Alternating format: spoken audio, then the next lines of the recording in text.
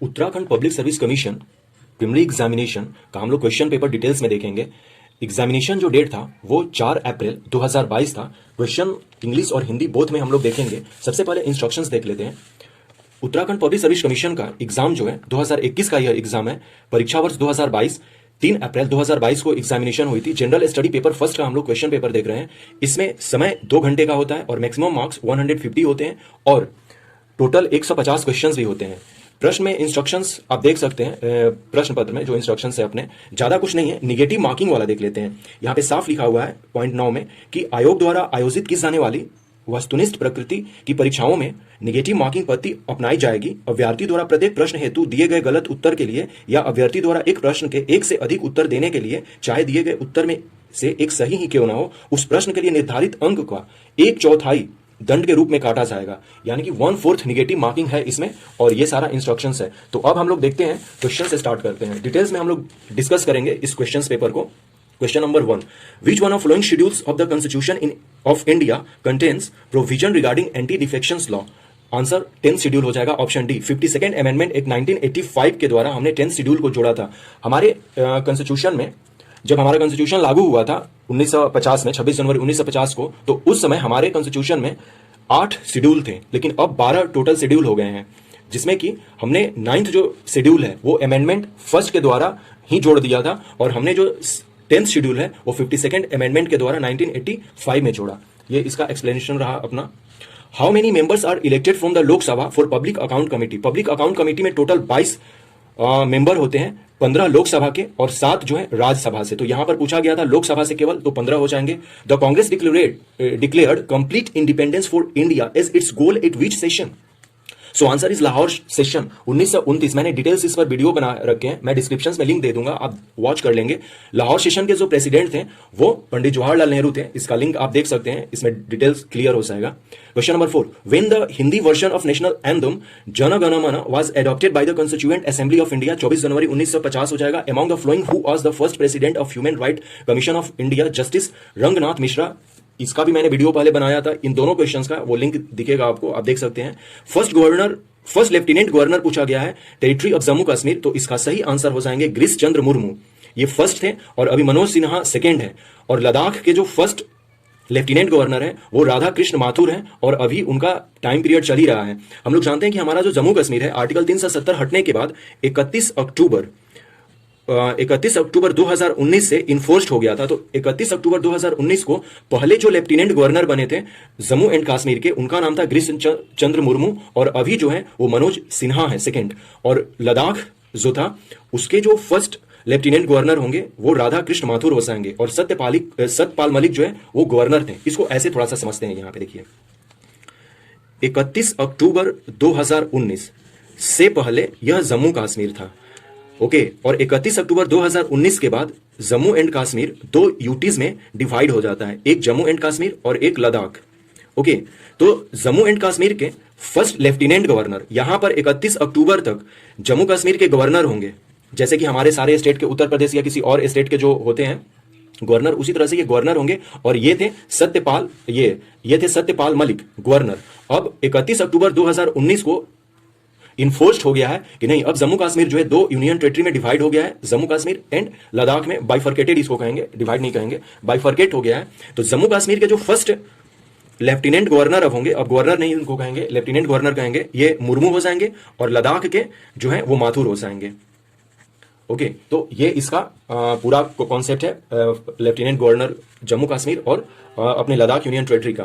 Question number 7, to whom the chief defence staff is military advisory on tri service matters? So defence minister of India को देते हैं। हमारे first जो CDS थे वो विपिन रावत थे और उनके जगह पे और अभी मनोज मुकुंद आए हुए हैं second CDS.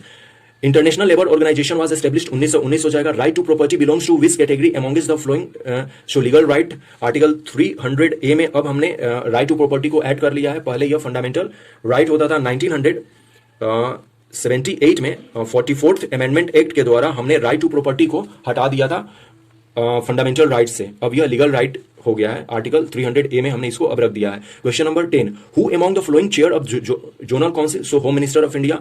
If a panchayat is dissolve, elections are to be held within months, 6 months में हेल्ड होंगे। क्वेश्चन नंबर 1, इसको हिंदी में हम लोग देख लेते हैं। तो दल बदल विरोधी अधिनियम 10वीं सूची में है। लोक सेवा समिति में लोकसभा से 15 मेंबर्स निर्वाचित होते हैं। पूर्ण स्वतंत्रता का लक्ष्य लाहौर सेशन 1929 में रखा गया था। 1929 में पंडित जवाहरलाल नेहरू प्रेसिडेंट थे कांग्रेस के। जन गण मन जो है 24 जनवरी 1950 को अपनाया गया था।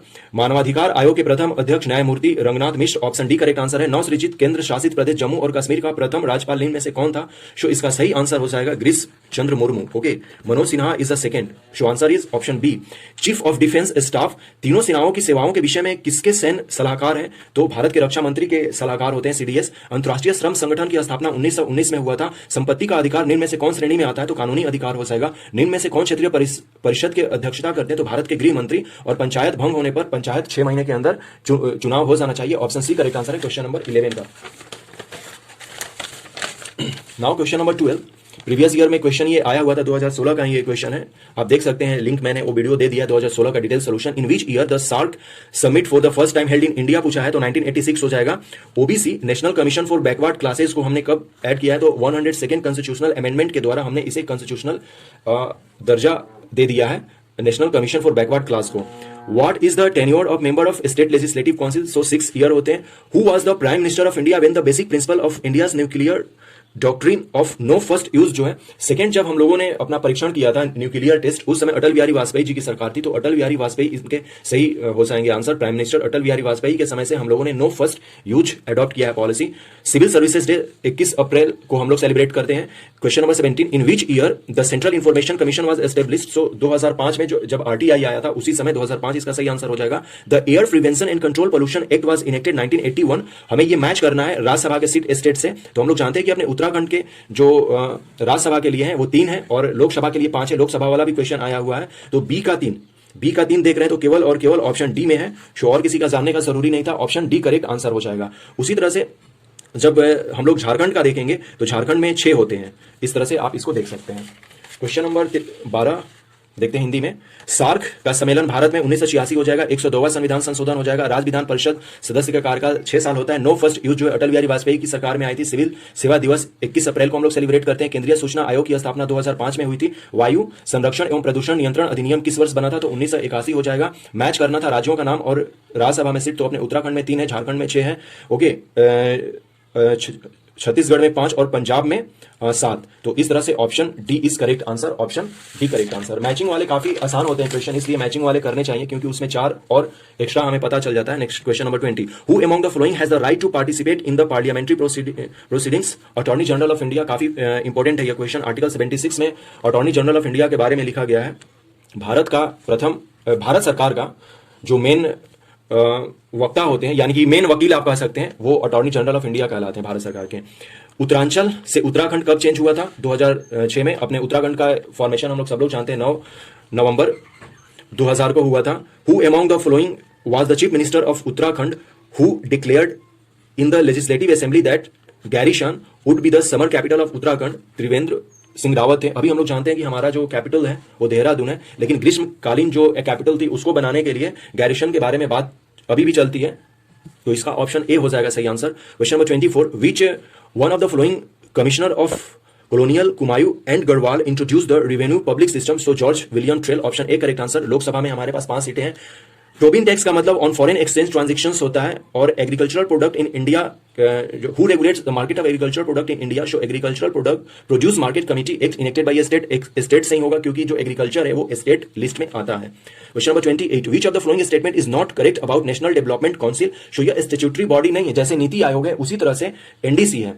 स्टैट्यूटरी बॉडी उसे कहते हैं जो किसी एक्ट के द्वारा आता है। मैं कई वीडियो बना चुका हूं स्टैट्यूटरी, कॉन्स्टिट्यूशनल, नॉन कॉन्स्टिट्यूशनल वाला भी लिंक दे दूंगा जिससे कि आपको बिल्कुल क्लियर हो जाएगा कि कॉन्स्टिट्यूशनल बॉडी किसको कहते हैं, स्टैट्यूटरी बॉडी किसे कहते हैं। ये सारा चीज आप उस वीडियो के लिंक में देख सकते हैं।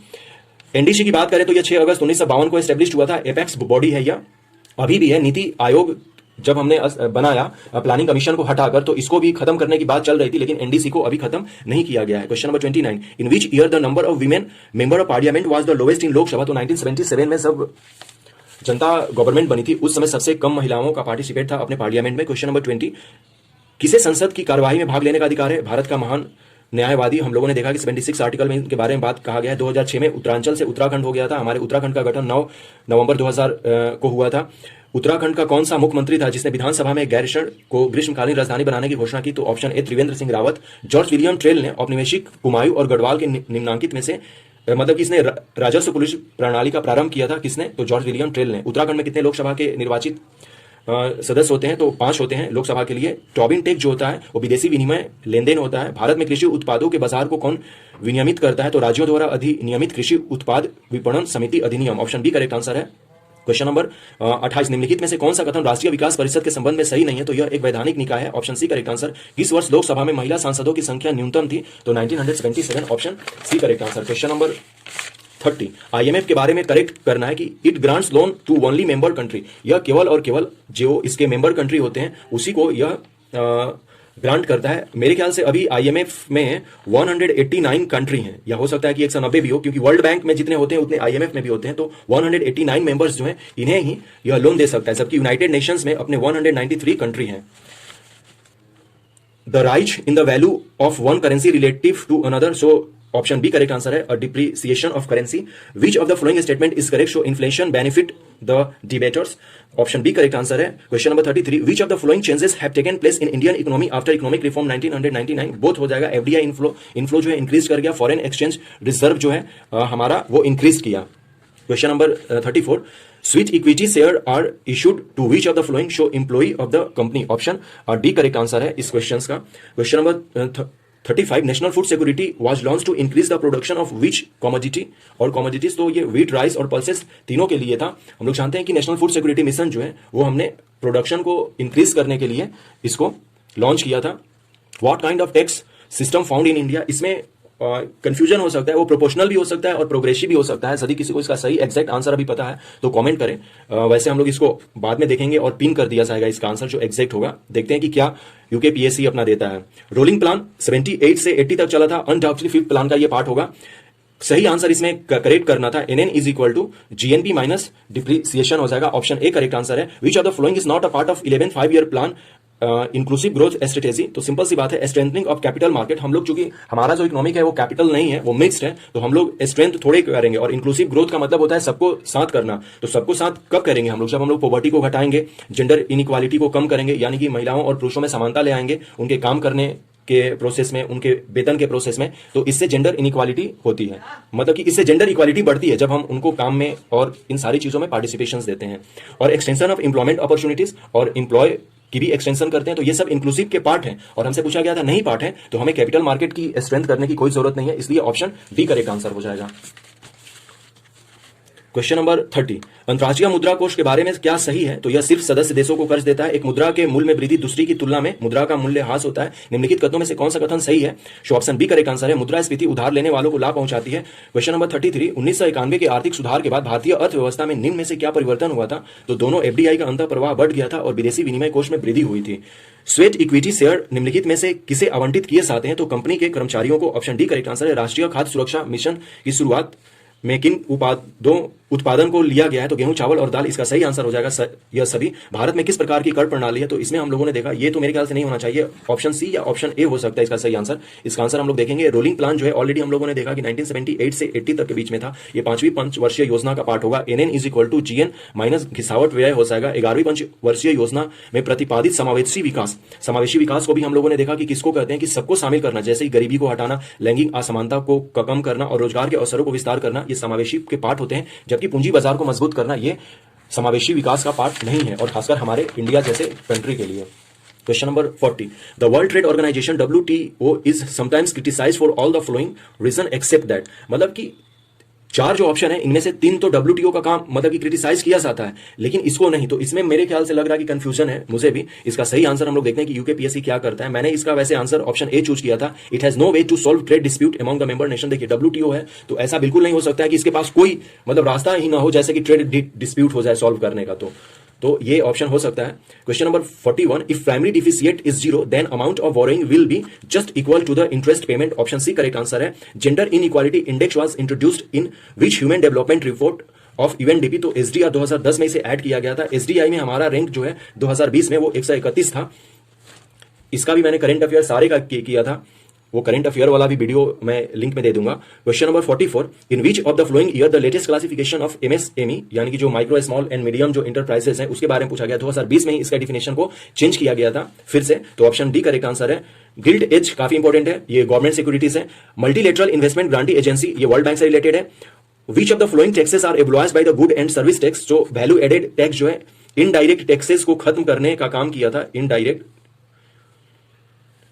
इनडायरेक्ट टैक्स है जो गुड एंड सर्विस टैक्स जो है इनडायरेक्ट टैक्सेस को खत्म किया था। सबकी प्रॉपर्टी टैक्स, कॉर्पोरेशन टैक्स और इनकम टैक्स, ये डायरेक्ट टैक्स है। टैक्स दो तरह के होते हैं यदि हम लोग इसको ऐसे समझे, टैक्स एक है डायरेक्ट और एक है इनडायरेक्ट। तो इनडायरेक्ट टैक्स को ही खत्म किया था GST, good and service tax.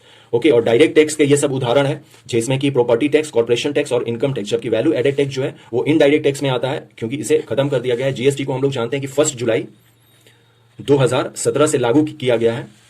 Question number 48, कौन सा उत्तराखंड में नहीं है? तो HAL नहीं है, ऑप्शन सी करेक्ट आंसर है। Which of the following is not an example of foreign direct investment, इसमें भी देखना होगा। मैंने इसका सही आंसर ऑप्शन सी लगाया था, द परचेस ऑफ बॉन्ड और stock issued by pharma company overseas. इसका ऑप्शन डी भी सही हो सकता है, इसको देखना होगा कि क्या यूकेपीएससी अपना फाइनल आंसर की में देता है। क्वेश्चन नंबर 40, विश्व व्यापार संगठन की निम्नलिखित सभी कारणों से कभी कभी आलोचना की जाती है सिवाय इसके। मैंने इसका ऑप्शन ए किया था, इसको देखना होगा कि इसके पास सदस्य देशों के बीच व्यापार विवादों को निपटाने हेतु कोई तरीका नहीं है। अभी जस्ट हम लोगों ने देखा, यदि प्राथमिक घाटा शून्य है तब उधार की राशि ब्याज भुगतान के ठीक बराबर होगी। यूएनडीपी के किस मानव विकास रिपोर्ट में असमानता सूचकांक की शुरुआत हुई? तो एसडीआर जब रिलीज किया गया था 2010 में उस समय, और यूएनडीपी में 2022 में हमारा अभी रैंक है 131। एमएसएमई का नया वर्गीकरण 2020 में किया गया था। गिल्ड्स एज सिक्योरिटीज जो है ये सरकारी भूतियां हैं, ऑप्शन बी करेक्ट आंसर है। मीगास जो है वो विश्व बैंक समूह से रिलेटेड है। वस्तु एवं सेवा कर द्वारा निम्नलिखित में से किस कर को समाप्त किया गया है? तो मूल्य संवर्धी कर। निम्नलिखित में से कौन सा प्रतिष्ठान उत्तराखंड में स्थित नहीं है? तो HAL नहीं है। क्वेश्चन नंबर 49 ऑलरेडी हम लोगों ने देखा कि इसका आंसर ऑप्शन सी हो सकता है, इसको देखना होगा कि क्या आता है exact answer. Question number 50, in how many hill district of Uttarakhand tea development program was carried out during the year 2020-21? So option C correct answer 8 है। Which of the following banks have the lowest number of branches in Uttarakhand in year 2020 और 2021? So इसका answer regional banks हो जाएंगे। Known as a father of genetics, so John Gregor Mendel, option D correct answer है। Ramsar site जो है काफी important ये है। अभी हमारे रामसर साइट में टोटल 49 लिस्ट हो चुके हैं। ऑलरेडी मैंने 47 का लिस्ट दे रखा है, 49 वाला भी लिस्ट दे दूंगा डिस्क्रिप्शन में, उस वीडियो को आप वॉच कर सकते हैं। वेटलैंड से रिलेटेड है। 2 फरवरी 1971 में रामसर में एक मीटिंग होती है।